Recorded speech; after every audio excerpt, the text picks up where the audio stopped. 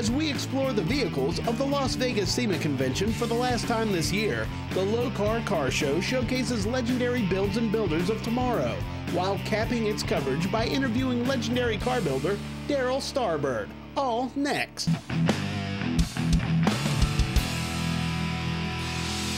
Welcome to another edition of the Lokar Car Show series, coming to you from the 47th annual SEMA show here at the Las Vegas Convention Center in, of course, Las Vegas, Nevada. We are about to see all kinds of beautiful rides, vehicles, cars, trucks, you name it. And this is a fine example right here. Patrick, this is a work in progress, but man, I'll tell you what, you've got the outside done up right on this 2010. What made you choose to do this car? I've loved these cars since I was a little kid when they were the old 70 model Challengers. And when they came out with them in the new versions, I was like, I gotta have one. Tell us what you've done with the paint here. Well, the paint came with a Dodge Black Crystal. I completely changed the paint to a jet black, and then I airbrushed all the carbon fiber graphics on it along with the red racing stripes, and did a subtle carbon fiber fade to the rest of the paint. You have a problem with people wanting to touch, is that paint or is it vinyl? All day long. Matter of fact, you can see fingerprints all around this car where people have been trying to see, is that paint or is that a sticker? This thing's got to have had a lot of suspension work done to it. Yes, actually, it's got a universal air suspension kit put on it, along with AccuAir air management that helps it go up and down, and it controls the whole thing. I think this car's got a great stance. What size did you put on it? The rears are the ones that are barely tucking in there, but they're 24 by 10s, and the front are 22 by 9s. Something else I see up front? We got a Pro Charger up there. Man, that fits in there nice. It actually does look a lot better than I anticipated. It fits in there really well, and it's all polished up. I'm happy with it. This is the 5.7 liter Hemi motor, and it has 375 horsepower, but nowadays that's nothing in the muscle car world, so I said I need to build it up, do something to it. You got some special panels under there too. Yes, those come from 3G Customs. Their filler panels are laser cut to fit perfect. I just had to do my custom paint on them, and they came out great. Beautiful ride, and just one of the many examples we're about to see here at SEMA on the Lokar Car Show. This bike started off looking completely different than it does now. What it was in its first life was a 2008 Dyna Harley-Davidson Street Bob. Not that anymore. We're going back to the 50s on this one. What makes you decide to do something like this? I decided to build this bike because the Chevy 57 is a really popular car and a really nice car. That's because I got the idea to make a mix of the bike and the car. 3,000 hours in building this. That is mind-boggling. Yes, I started the project 4 years ago, a long time. Long time, and a long trip over for you. Folks, if you don't recognize the accent, you're not from the States. No, I'm from France, and I bring the bike 2 weeks ago to come to the SEMA show. It was my dream to participate. Original fuel tank, but you've stretched it out. Yeah, at the beginning I bought a Dyna, and I kept only the engine and a fuel tank. And all the rest of the motorbicycle have been made especially for this bike. And I bought the frame, the swing arm, the suspension, hydraulic suspension. Everything is made specially for this one. So that just goes to show you that this show here at SEMA is not just about here in the States. Folks come from all over the world, from 1,000 miles away, to show off their custom rides, and this one is a great example. One of my favorite years of cars for GM. I like the 6s, I like the 7s. We're here at the Original Parts Group booth, finding some fine looking stuff in this 1966 SS396 Chevelle. This thing's loaded. Not only do you have the big block, but you got the power steering, the power brakes, the air conditioning. You have the console, the gauges, the power windows. This car is loaded. When you found this car, it needed some love. It needed more than love, I'll be honest with you. It was on its last leg. The tow yard had repossessed it, the windshield was smashed out, the roof was crushed down, all the sheet metal needed to be replaced. But that was the appeal for us, because we want to show the marketplace that all these parts are available and you can turn out a car like this. Probably in better condition than what it was when it rolled off the line at the factory. Yeah, no question. And the expectation for the parts has risen, and we try to step up to that challenge and produce the highest quality parts, in some cases even better than what GM was producing. What are the most of the comments that you have about this? Well, they absolutely love the color. People just are crazy for the color with the two-tone turquoise interior. I think people are surprised to see that, you know, it has a steel wheel with a dog dish hubcap. We still run the drum brakes on the car. No, they're really surprised. This makes a lot of horsepower. The car shouldn't have drum brakes, you know, but it's true to what we are about. We're talking about keeping the cars original. Saving history. We'll have more of those cars and lots of other great vehicles coming up on the Lokar Car Show.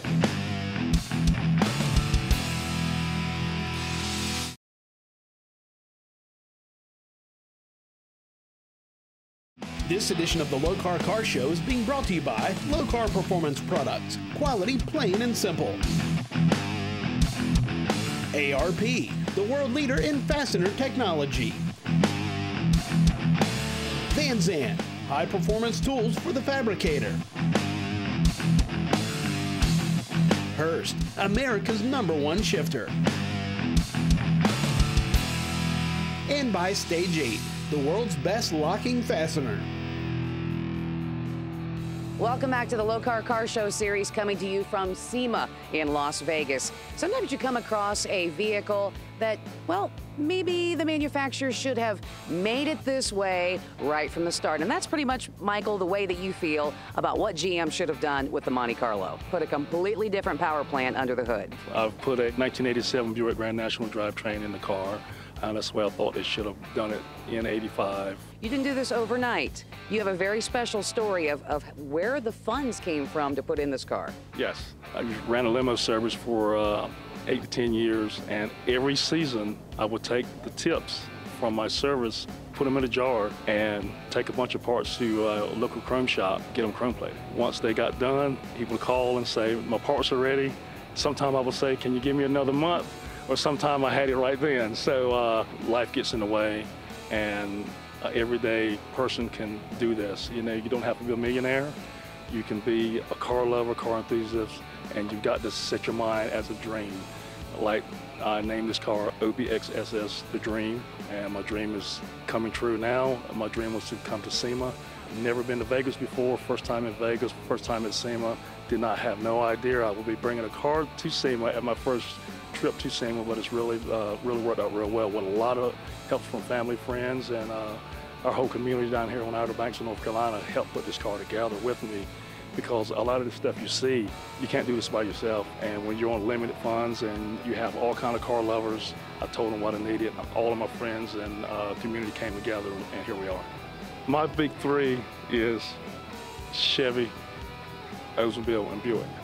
So what I did, I put the Buick powertrain, Chevrolet as Monte Carlo, and inside I've got the Hurst Oldsmobile shifters in it, and just kind of touched on all the classic looks of the cars that you would do back in the 70s or 80s, even down to the wheels. I didn't go with the big wheels like they do now, but because I wanted it to stay retro to what the car is, the true meaning of what this car is. And it's been a joy doing it, and a lot of blood, sweat, and tears, and every emotion you can have getting this car done, you go through. With anybody that builds cars, they know. This is one fine example of what we're finding here at SEMA. What we're taking a look at here is a 1969 Roadrunner. Now, this guy's kind of got away from any type of chrome. We're going with a lot of the brushed look on the wheels. We've gotten rid of all of the chrome or anything polished all around the window trim, all the way through. This is actually looks like it's been painted. And the colors on this car, I think it's some pretty neat colors to go along with the cool car. Blackened and this really nice sonic boom right here. Really nice under the hood. A lot of folks are going with Pro Chargers nowadays. It's a real easy way, bolting on some extra power, and that's what they've done here.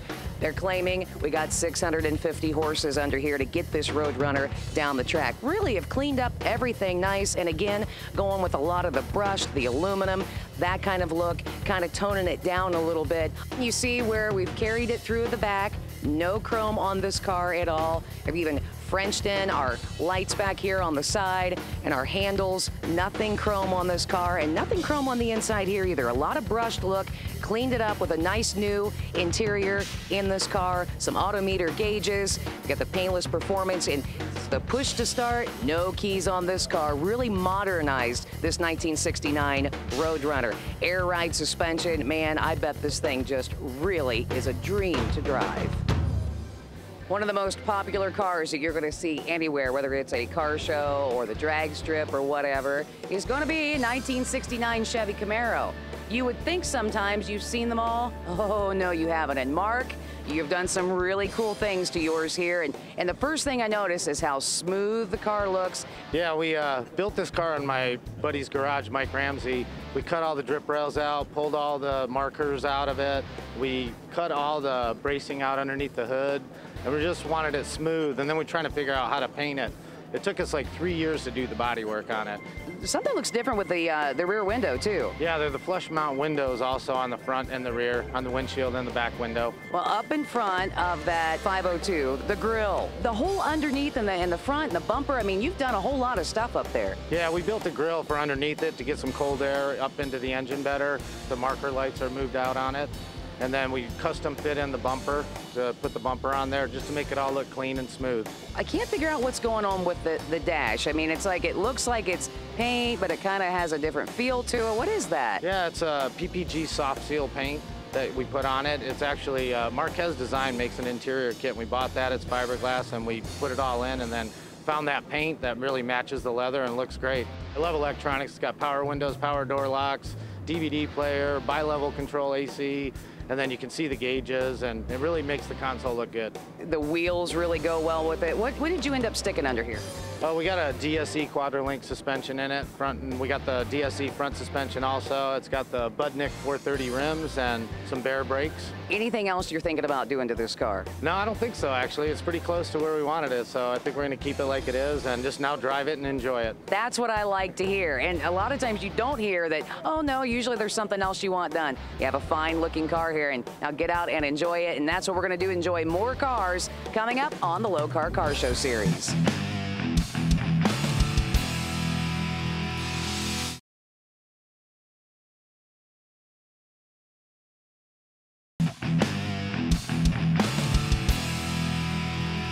Welcome back to the Lokar Car Show series, coming to you from SEMA here at the Las Vegas Convention Center. We've been seeing all kinds of vehicles throughout the show, and it's really neat to see some of the older vehicles made a little bit new, and that's what we have right here with this 1957 Cadillac Brougham. And Darryl, man, there are so many things on this car that you have touched and changed. I'm going to start right here with up here on the roof.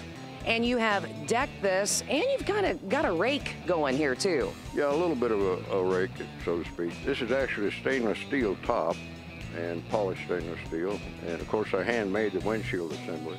Of course, it's chopped a little bit, so it has that forward look like you were saying, yes.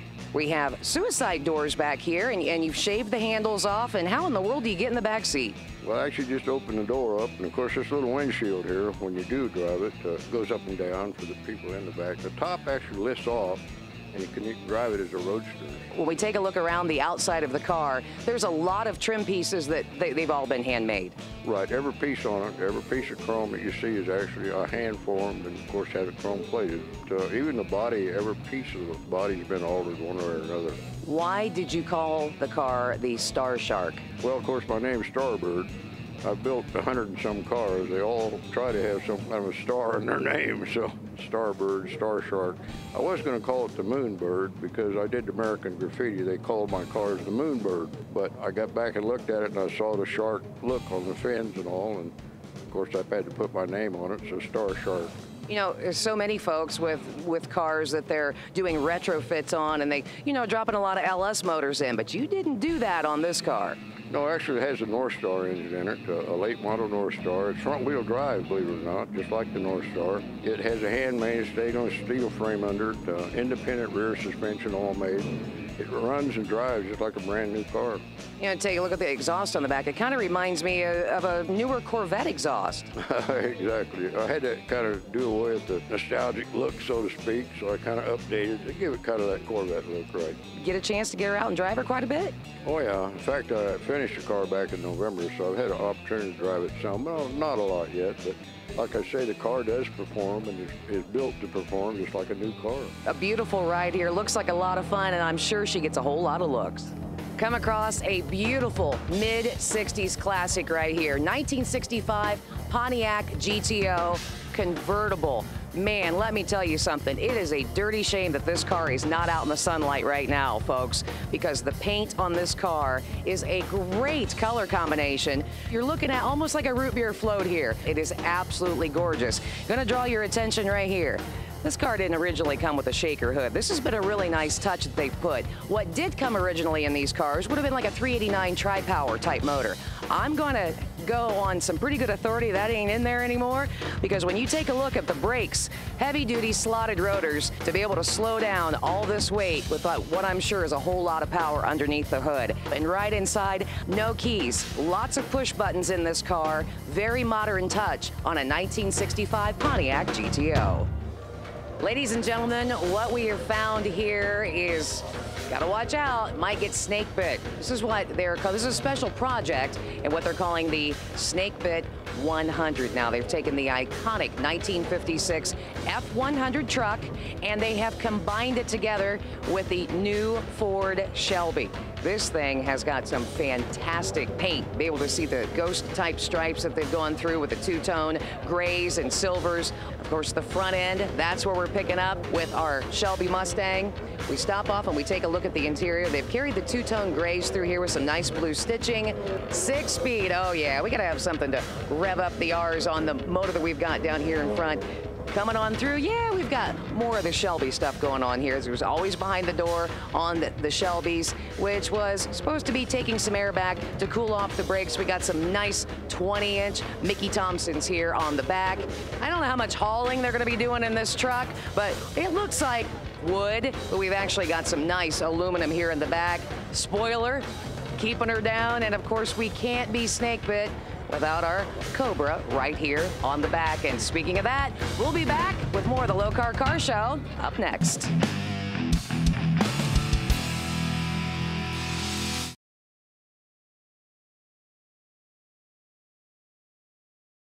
This edition of the Lokar Car Show is being brought to you by Lokar Performance Products. Quality, plain and simple. Hurst, America's #1 shifter. Flaming River. If it doesn't say Flaming River, it just isn't good enough. ARP, the world leader in fastener technology. And by Ecological, exceptional eco-friendly automotive accessories. Welcome back to the Lokar Car Show series, coming to you from the 47th annual SEMA show here at the Las Vegas Convention Center. We're doing cars, we're seeing great trucks, and some of them great big trucks. Troy, on your F-250, man, the paint job and all of the little hidden ghosty stuff you got going on here, beautiful. Why these colors? Why this particular design? Flames, kind of a little hardcore. Fen blue's my favorite color.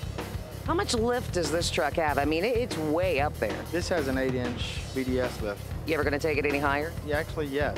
That's what we've been talking about. Using the same truck next year and going about another 12 inches up. Holy cow. What size tires will you have to put on it for the 12? I'm not sure either, but we've got to leave a little clearance for jumping. Really changed the look of the truck here on the front and tied everything in together with this grille. Yeah, we took it all apart and painted it to match, and even the emblem we painted a couple different shades of blue just to offset it. Any other plans? A few more LED lights. That seems to be a hot thing right now. This week's Lokar Lowdown, Jeff, we're going to be running through some gears, and we need a good shift lever to be able to do that with.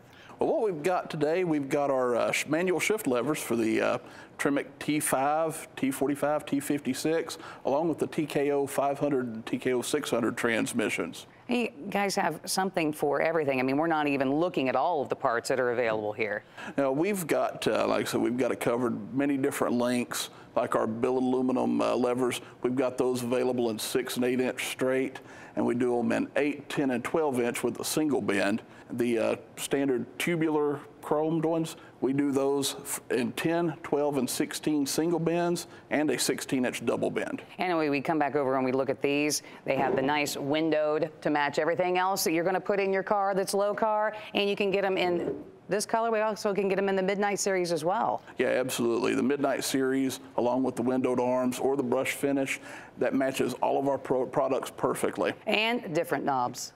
Yeah, we also offer the different knobs and different configurations for all 5 and 6 speed transmissions that you'll find in a domestic automobile. All you have to do, if you want to see all of the products that are available from Lokar, just visit their website at lokar.com. And remember, quality, plain and simple, made in the USA, and lifetime warranty. You gotta love it when you can get out, get a little wind in your hair, or in case of Gary's Cuda here, I think there would be a lot of wind. Is that a Lenco I see in there? That is a Lenco 5-speed. Holy cow, and what do you have under the hood? It's a 572 all aluminum Hemi. What made you decide to take the hood over, the direction that you did? That was really my builder's idea. It's kind of his trademark with most of the high-end cars he does, so it was all Dave's idea. Was it kind of hard for you to chop the top off? Nope, it was pretty easy. Did you get a chance to take part in any of that, or? Yeah, I helped a little. Most of it, I just wrote checks. Dave did most of the hard work. The colors that you have chosen between the inside and out, great, they complement each other, but what in the world's that green called? It's House of Color Candy Green. What was the hardest thing for you to decide on this car when you're kind of picking out stuff and you know, talking with the builder on it? Well, that's a fair question. I'm not sure I have a good answer. We did most everything on the car 2 and 3 times, so I'd say just making up our mind and not changing our mind. So when you're doing a somewhat of a radical modification on some of this, you do have to do things a few times. Yeah, we did, and we had a few ideas that didn't work out so well, and we had to come back and regroup, and but overall, we're happy with the end product. You think this thing will ever get a chance to see what kind of times it turned? Absolutely. This show and one more show, then this car is going to get driven. Is there anything that's really left original on this car? Trunk lid. Have you done anything special with any of the lighting on this car? Yeah, it's actually got ground effect lighting under the car and in the interior. You just can't see it in the daylight. The headlights, taillights, everything's custom. There's nothing original factory or Mopar on this car besides the body. I can imagine those accent lights are what color? Green. And finally, the Lokar Pick of the Week. This awesome automobile will be in competition for the Pick of the Year at the end of the season, a special December episode of the Lokar Car Show. What do you think will win? Stay tuned.